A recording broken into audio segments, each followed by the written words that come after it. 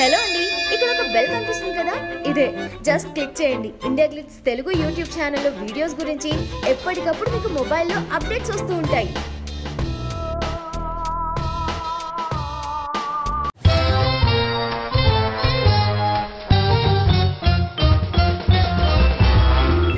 Balakrishna Lakshmi Narasimha movie ఎంత పెద్ద హిట్టో ప్రత్యేకంగా చెప్పాల్సిన అవసరమే లేదు. ఈ సినిమా తమిళ మూవీ సామికి రీమేక్ అనేది కూడా తెలిసిందే.